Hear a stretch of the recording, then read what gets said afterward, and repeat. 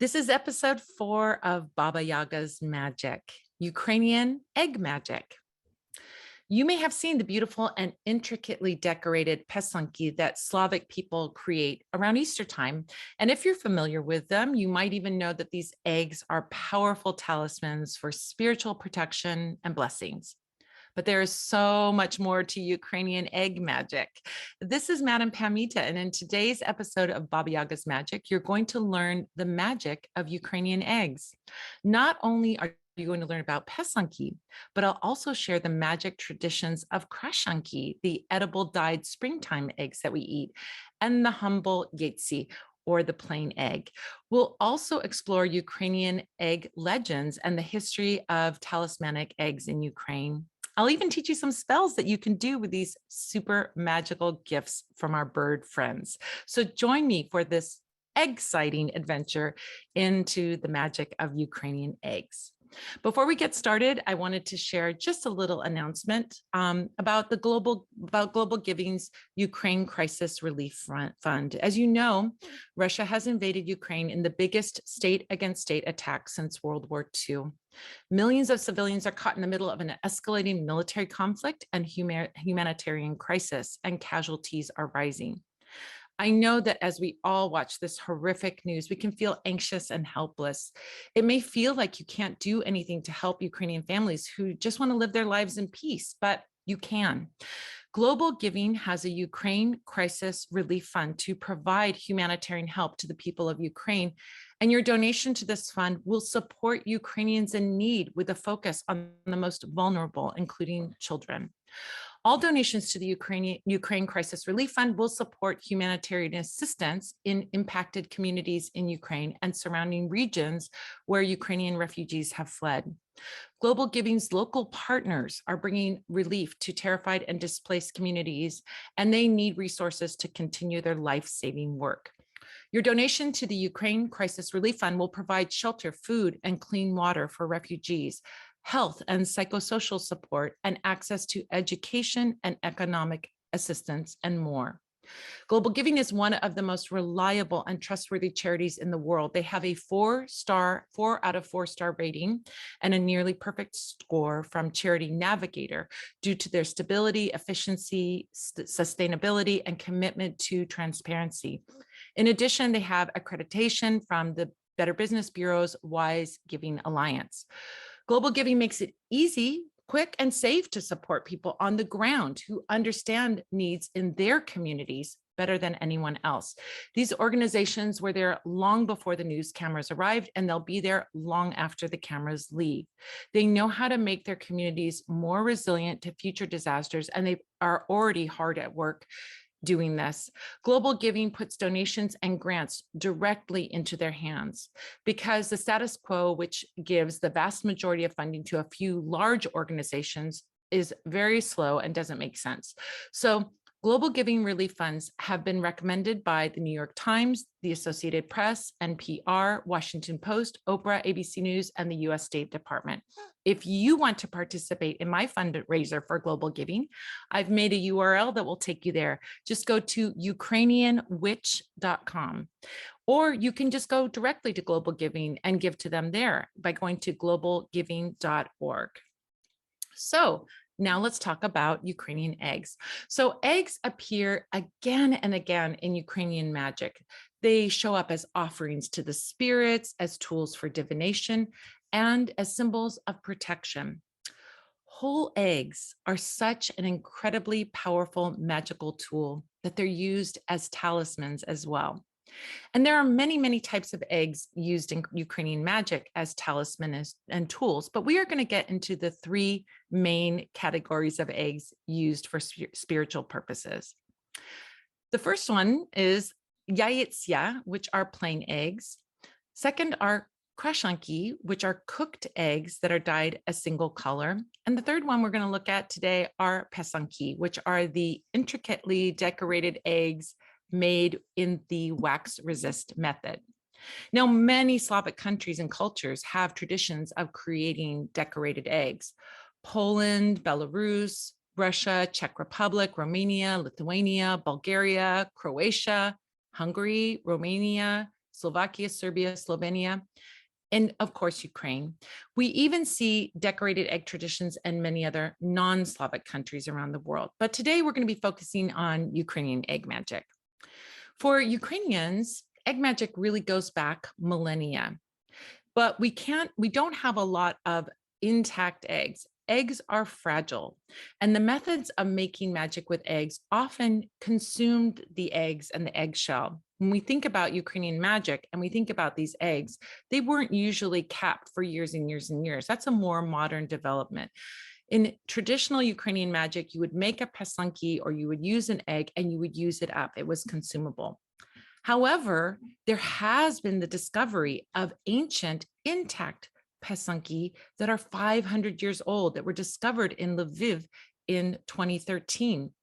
Going back even farther, if we look into the Trypillian culture that existed from 5000 BC to 2700 BCE, we see ceramic eggs that are decorated with designs that are still used in Pysanky today.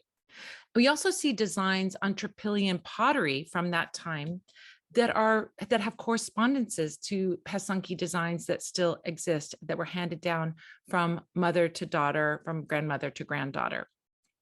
We also find decorated ceramic eggs from the 11th through the 14th century in Kievan Rus, which is in Kiev. So when Christianity arrived in the Slavic countries in 988 ACE, the old symbols and meaning of the Pysanky were subsumed into Christian mythology. And that's why we see these eggs being, sort of advertised as Easter eggs. But these existed long before Easter and long before Jesus even existed. Older pagan traditions of all kinds coexisted with these new Christian traditions, were either subsumed into them and new Christian, mythology about them were created, or they were sent away. But this was one of those traditions that became a part of Christianity when Christianity came in. But the use of eggs in magic is so old. For example, springtime was the beginning of the new year in ancient Ukraine, and the celebration of the sun, the return of the sun, and its life-giving warmth was the whole experience that was happening when the celebrations happened, right? So today, being spring, when we're recording this podcast episode, this is such an appropriate topic to be talking about. Ancient Ukrainians worshipped a benevolent god, Dazhbo. Sometimes he's called the sun god. Sometimes he's seen as just a father god. But the sun was seen as a source of all life. And eggs were decorated with nature symbols as a part of the spring rituals and were seen as benevolent talismans. Why were eggs seen and connected with the sun and with spring? Well, we're going to find out in a second. There are many legends and folk tales that involve eggs. This is the one that I really wanted to share with you. So in ancient Ukrainian tradition, the egg yolk was considered to be a small image of that glowing holy sun. Now, humans here on Earth were only able to look up at the sun from a distance. They couldn't reach the sun, but they believed that the birds were able to fly up in the sky and were able to fly up to the sun. So the birds were the messengers who could fly up to the sun with the prayers and the messages and the wish for the sun to return. So as they were flying up to the sun, they would go to the sun, communicate with the sun, and then come back down. When they came back down, they were given a gift from the sun, a piece of the sun's magic, a symbol of the light and the warmth of the sun to carry in their eggs. These beautiful yellow yolks that we see in our eggs were a symbol of the sun, and they brought these down to earth in their bellies and laid them in their nests for us to use, to eat, to work with magically. And it was considered a beautiful love letter from the sun to humanity through eggs. Now, in creating Pysanky, there's another folk tale. The Hutsuls, who are an ethnic group who live in the Carpathian Mountains of Western Ukraine, believe that the fate of the world depends upon Pysanky. They believe that there's a dangerous monster named Pekun who is chained to a cliff. And every spring, Pekun sends his little messengers and minions off to see how many Pysanky have been created, and they count the Pysanky that have been made. And if the number is low, this evil monster's chains get loosened and he's free to roam the earth, causing havoc and destruction. However, if the number of Pysanky is high, the chains get tighter and keep the world safe so that goodness can triumph over evil for another year. So as long as there are people making Pysanky in the world will exist. But if people stop making them or forget how to make them, the world will be destroyed. Now, yaytsya, or plain eggs, are, we talked about krashanky, we talked about Pysanky. We're going to talk about yaitzya, which are plain eggs. So these are used in cleansing spells year round. And later on in this podcast, I'm going to share a way that you can cleanse with a plain egg in the Ukrainian style. Now, krashanky, as I mentioned before, are cooked eggs that are dyed a single color and are meant to be eaten to unlock their magic. These are very reminiscent of Easter eggs that we dye in American culture, North American culture. We dye our eggs, we get our egg dyeing kits, and we dye our eggs a single color. And krashanky are very much like that. Now, krashanky in the oldest traditions were dyed a rich terracotta red with the skin of yellow onions. So if you want to do it in the most traditional way, you can boil some onion skins and dye these eggs this rich terracotta red. Now, Ukrainians weren't the only ones who dyed red eggs. Ancient Egyptians did it, Persians did it, and many other cultures also had springtime colored egg rituals. Now, there's lots of beliefs surrounding krashanky. You know, we think I grew up in an American household, right? We did have our Ukrainian traditions, but we also had American traditions. And so we would open up our Easter eggs, our boiled eggs, and we would eat them and, just throw away the shells. But in traditional Ukrainian magic, you would never throw away a krashanky shell. And if you stepped on a krashanka, for example, you would bring bad luck. So throwing these shells away, which were these really holy talismans, was never done.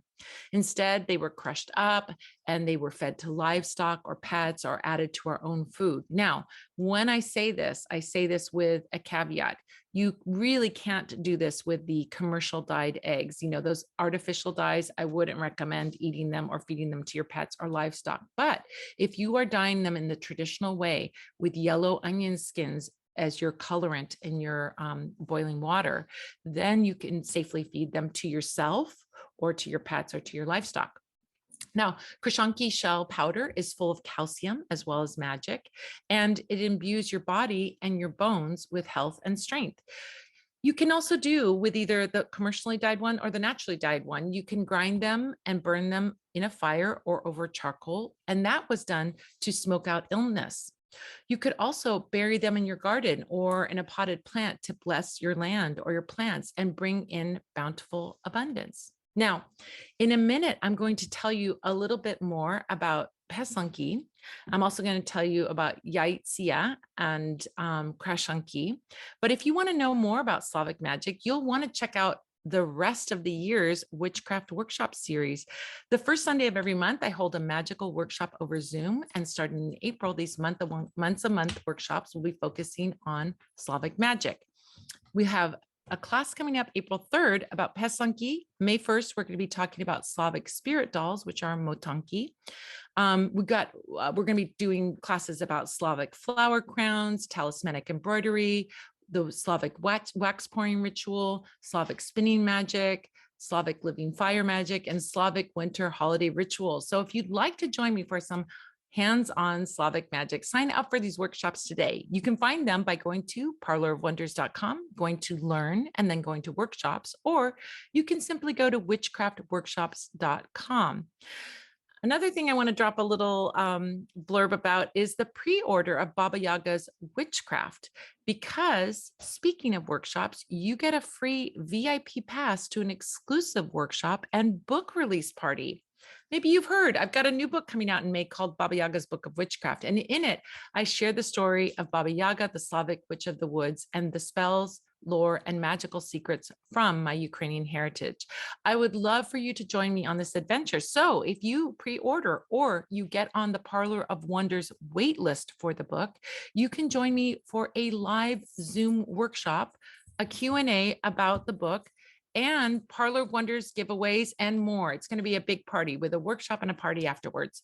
So you can pre-order the book from your favorite bookseller or add yourself to the Parlor of Wonders waitlist, and you get your all access pass to my Intro to Slavic Magic workshop and book release party, which is going to be on May 13th. Please note the new date because the book supply chain issues, the book is now going to be released on May 13th. This event is exclusive and it is an exclusive event reserved only for the people who pre-order the book. So whether you've already pre-ordered or are just about to, you won't want to miss this special celebration of Slavic magic. So if you'd like to pre-order and get your free pass, go to Parlor of Wonders, go to Baba Yaga's book of witchcraft.com, and that will take you right to the page. And you can even get a sneak peek at the table of contents, the introduction, and chapter 1 on there. So if you'd like to, if you cannot wait for this book, go ahead and check it out by going to Baba Yaga's book of witchcraft, and you can find it there. All right, so let's talk about this. So the Yaitzya, which is the regular plain white egg, can be used for traditional egg cleansing, and it can be done, it's usually done by a magical practitioner on someone else to remove negativity, illness, or curse. If you're going to do this practice, the way that you do it is you use a fresh fertilized egg with a white shell. Now, if you want to be super authentic, you could use an egg that has not been refrigerated and was not purchased, but instead collected directly from a hen or given to you as a gift by someone who owns chickens. That is the super traditional way. However, a lot of us live in the city, so we get our fertilized eggs at the grocery store. Now, before you do this ritual, you're going to open up all your windows to let in fresh air, and you're going to open up all your curtains to let in as much light as possible. Then you wash the egg that you'll be using for the ritual using spring water or rainwater before you begin. And then you light a beeswax candle to bring in light and to set the tone for this ritual that you're about to do. Have the subject who you'll be cleansing sit in a chair and then stand behind them and hold the egg in your right hand. You're going to whisper words of intention into the egg to remove the negativity, and then you're going to move your hand holding the egg in a clockwise direction around the person's body. You're going to make 2 circles around the head, 2 around the neck, and then 2 around the torso. And then holding that egg in your fingertips, you're going to roll it directly on the subject's body from the right shoulder toward their chest, over their abdomen, and down their left leg and to the left foot. Once you've done that, you break the egg into a clear glass of water for divination to see if there are any remnants of negativity. Now, if you've never seen an egg cleanse, I mean, this egg cleanse shows up in the way that is mind-blowing. This egg cleanse not only shows up in Ukrainian magic, but we see it in curanderismo and probably some other things as well that Chris will talk about later. But we see these egg cleanses show up in a lot of cultures. So you may have already been familiar with looking at an egg and seeing if it's normal or abnormal.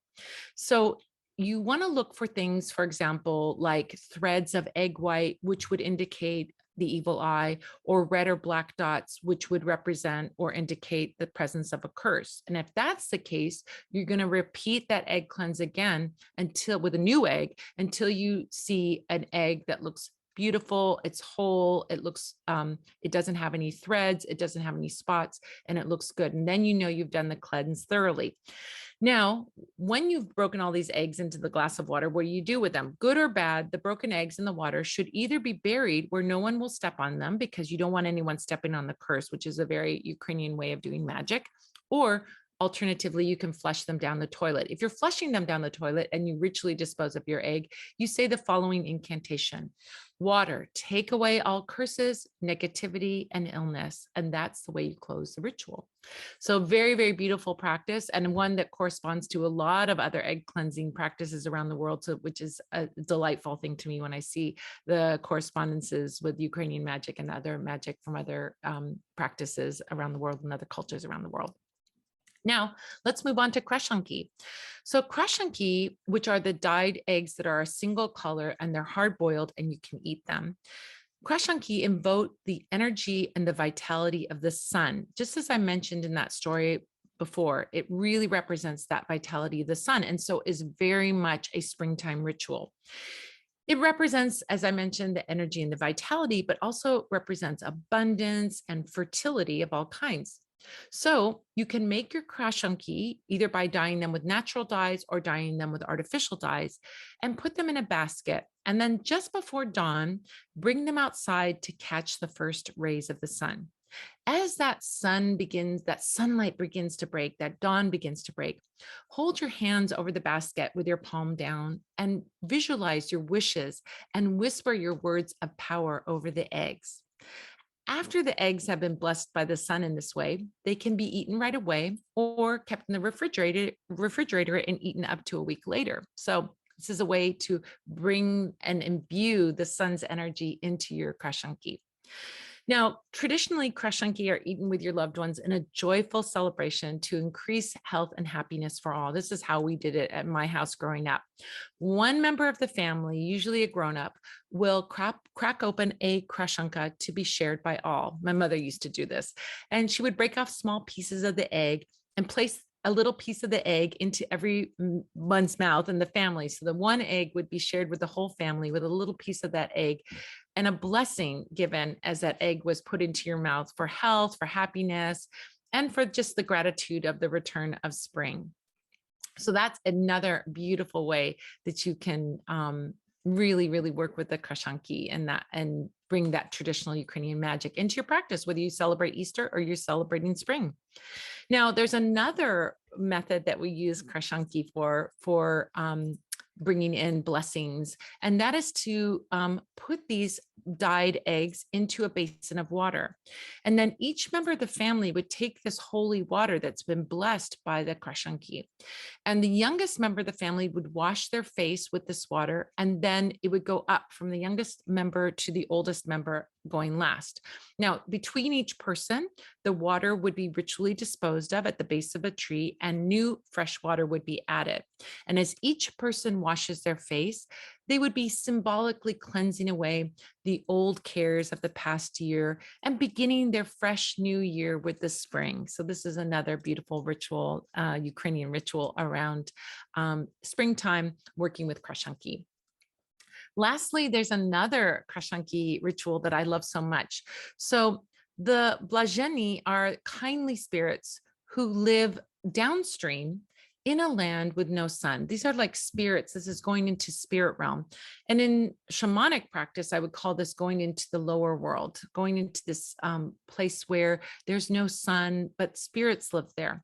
So traditionally, the krashanky shells that were opened up after the eggs were eaten, the shells were saved, and the shells were taken down to the river to flow downstream.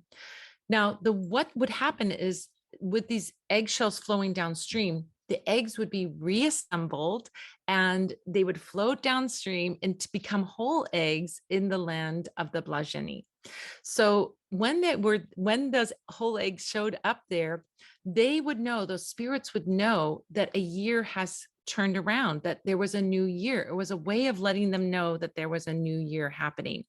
And so if you would like, you can save those krashanka shells and put them in the water of a river and let them float downstream, so you can let the blazheni know that there is a new year here. Because they don't have a sun. How do they know what day it is, right? That's a way of letting them know. And it's a way of sharing with them these beautiful blessings of the krashanka. Now let's talk about Pysanky. So, first of all, what makes an egg a pasanka? Well, first of all, it has to be done with the wax resist method. And I'm going to explain a little bit of what that means to you in a second. Secondly, what makes an egg a pasanka is traditional symbols are used. And then third, the eggs are not cooked and they are not eaten. So you use a raw egg for this. Now, creating Pysanky is called writing Pysanky. The reason for that is that the word itself, Pysanky, comes from the word pisati, which is to write. So this is what we say we're writing a Pysanka or we're writing Pysanky. We don't say we're drawing, we don't say we're painting, we say we're writing them. So you can think about these symbols that you put on are very talismanic symbols. Now, whether you celebrate Easter or you celebrate spring equinox, you can create Pysanky. All you need for Pysanky are fresh eggs. You need a candle because you need that heat source of the lit candle. You need some beeswax because that's what you're going to put on the egg. You need some egg dyes and you need something called a kiska, which is a wax stylus. It's like a little tiny funnel on the end of a stick. And what you do is you scoop beeswax into the funnel of the kiska, you heat that funnel in the candle flame, and then you let the wax come out of the end of the funnel and you apply that wax to the egg.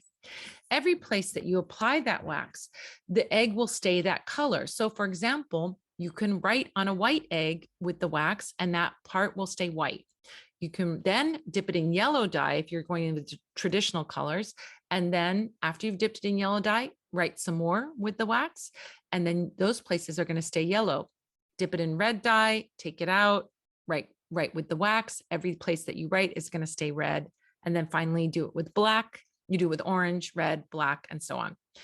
Then once you've got your egg covered in wax, you hold the egg to the side of the candle flame and you wipe that beeswax off. And that's when you end up with your beautiful pasanka, which has a multicolored design on it. Now, traditionally, pasanki were created by women, not children and not the men of the family. And they were written at night after work had been done and the children were asleep. Nowadays, anybody can do Pysanky. We don't eliminate, say only women can do it. There's many men that do it. And of course, children do it as well. But in old times, only the women of the family would do it.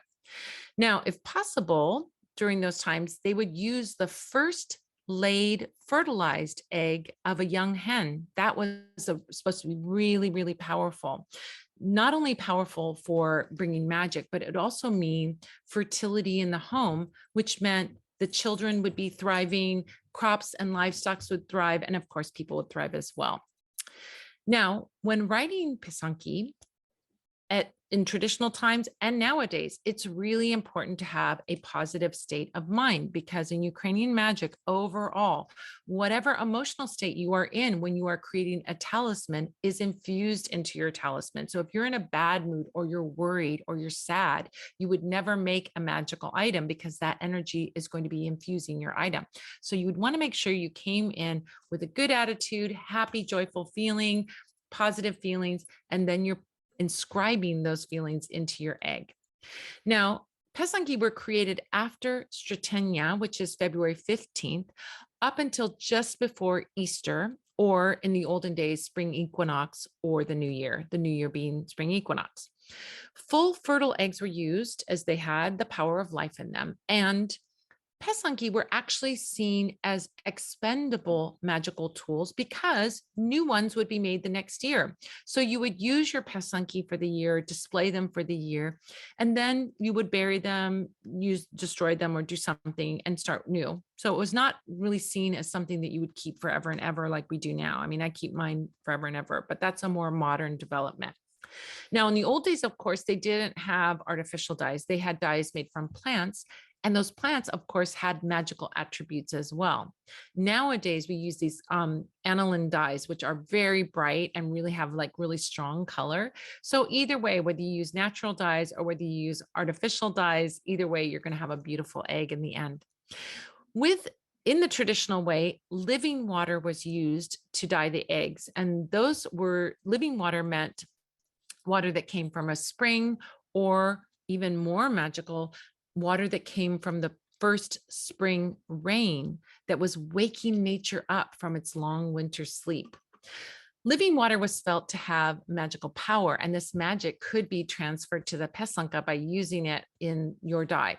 Now, they were placed around the home and around the farm for protecting the family, the home, the livestock, the beehives, and so on. And a bowl of Pysanky, which were either exchanged with other people or ones that you had made, would really be found in every house and often in the pokut or the home altar to enhance that household protection. Now, if a Pysanka breaks, that happens. I mean, I've broken Pysanky and, you feel sad about it because you worked so hard on it, but it happens. You would never just throw these shells away, just like krashanky. You would never throw these shells away because Pysanky shell pieces could be used by people who might want to curse your family. So they were never just carelessly thrown away. If they were dyed with natural dyes, they would be ground up and fed to the animals. Or if they're dyed with any kind of dye, they could be thrown into running water. Broken Pysanky shells could also be burned, and the smoke could be used to fumigate disease. So, and we had so many ways of using Pysanky. Pysanky were placed in coffins to protect loved ones when they were traveling to the afterlife. We would place them on grave sites as offering for loved ones. We would give them to friends and family to bless them, bless their home, and so on. And so all of these beautiful traditions are really part of Pysanky, not just making a beautiful Easter egg, but it's really something that was quite a magical talisman. So I've just given you a brief introduction to the beautiful magic of Ukrainian eggs. If you really want to find out more about this, you will want to check out my new book, Baba Yaga's Book of Witchcraft, which has a whole section on eggs and egg magic, and you can pre-order it now. And don't forget about the Slavic magic Zoom workshops I'll be teaching, including the hands-on Pysanky workshop that's going to be coming April 3rd, which you can find out about by going to witchcraftworkshops.com. Well, that about does it for this episode of Baba Yaga's Magic. If you would like to get even more info about Slavic magic, then check out the Learn page over at Parlor of Wonders, where you'll find a ton of resources, including workshops, blog articles, past podcast episodes, and you can find the way to join me live over Zoom for the Magic Q&A Tea Party every Sunday at 5 p.m. Pacific, 6 p.m. Mountain, 7 p.m. Central, and 8 p.m. Eastern. Just go to parlorofwonders.com, click on the Learn tab to see all the goodies there. So thank you to all the Spell Squad members out there who have subscribed to and shared this podcast with your friends. And thank you to the fabulous folks who have left reviews on iTunes, Stitcher, Spotify, and so on. Those reviews really help get the word out to the wider world about the podcast, and I appreciate you taking the time to do them. Thank you to Gilles Navarre for production and engineering, and thank you to you for joining me. I'm looking forward to next episode when we'll be learning about Slavic ancestor worship. Until next time, this is Madame Pamita and Baba Yaga saying, Zamahiu to magic, and may all your stories have the happiest fairy tale endings.